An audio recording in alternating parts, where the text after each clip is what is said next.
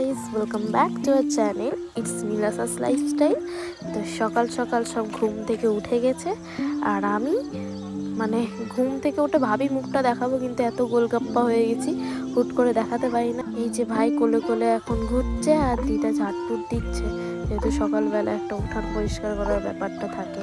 আর আমরা 3-4 ভাই বোন মিলে বসে আছি।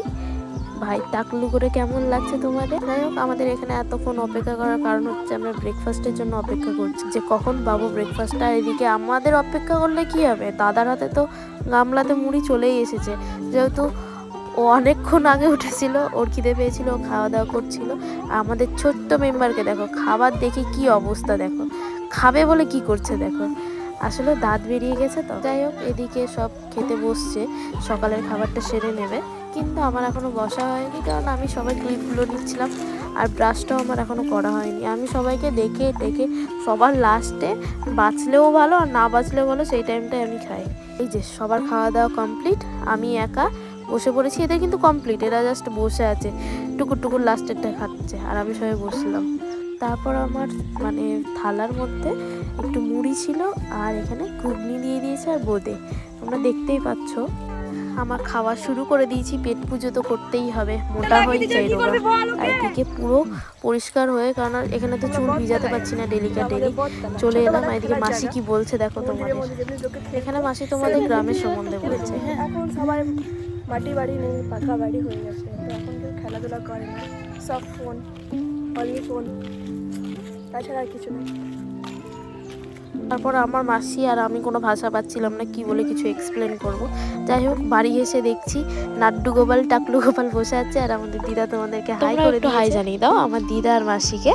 তোমরা তো হাই জানাবে না জানি, তবুও আমার কর্তব্য তোমাদেরকে নোটিফাই করার করে দিলাম। তারপরে গুলুগুলু বাচ্চাটা হচ্ছে আমাদের সেই রায়সা রানী, যার থাম্বনেল তোমরা অনেক পুরনো ভিডিওতে দেখেছো। আর আজকে আমরা সকাল সকাল স্নান করেছি, কারণ আমাদের স্নানটার ফ্রেশ হতে অনেক টাইম লেগে যায়, বিকেল হয়ে যায় প্রায়, কিন্তু আজকে তাড়াতাড়ি করেছি। আর এইদিকে মা বসে টক খাচ্ছে, যেটা মায়ের one of the favourite dish. মাকে যদি কিছু না দেওয়া হয়, ভাতের সাথে শুধু যদি টক দেওয়া হয়, এনাফ, যথেষ্ট, খেয়ে নেবে, কোনো ব্যাপারই না। আর এইদিকে বাড়ির পেছনে দাদু এখানে রান্না করছিল, যেহেতু অনেকজন ছিল, গ্যাসে রান্না করা সম্ভব হয়ে উঠছিল না। এই যে এইদিকে সব জোগাড়জান্তি করে রান্না করেছিল। সব ক্লিপ তো নেওয়া হয়নি, এই যে তারপরে লাঞ্চের ক্লিপ, এগুলো সবাই একসাথে বসেছে। এই মুহূর্তগুলো দেখা অনেক দিন পর, এই মেমোরিজগুলো আবার রিক্রিয়েট হচ্ছে প্রায় 10 থেকে 14 বছর পর। অনেক ভালো লাগছে, যখন আমার 4-5 বছর বয়স কি 7-8 বছর বয়স, তখন এগুলো দেখেছি। আর এই যে আমাদের খুদে বাচ্চা, আমাদের নবাব, আর দিদির নাম নন্দিনী, তো নবাব নন্দিনী বলি। এই যে একদম শান্ত, ঠিক আমার মতো। কাজের বাড়িতে জ্বালা নেই, কোনো যন্ত্রণা নেই। আড্ডা দেওয়া, সবাই একসাথে বসে, সেটা তো আর হয়ে ওঠে না, কারণ কাজের বাড়িতে অনেক খিচিবিচি থাকে, সবাই সবার মতো বিজি। তো আজকের দিনটা সবাই ভেবেছি আড্ডা দেবো, আর চলেও এসেছি প্রায় কয়েকজন। আর এখানে আমাদের সাথে আড্ডা দিতে চলে এসেছে, আমাদের তার সীমা উল্লঙ্ঘন করলো, তাই বের করে দিলাম। আর এইখানে মাসি বাবুর জন্য কিছু রেখেছিল, হয়তো মানসিক টাইপের, তাই হরিণ দিতে এসেছিল। আমাদের বাতাসগুলো পেছন থেকে ছুঁড়ে বাচ্চারা দেখতে এলাম। এই সিনগুলো ভালো ছিল, কিন্তু ক্লিপগুলো নেওয়া হয়নি।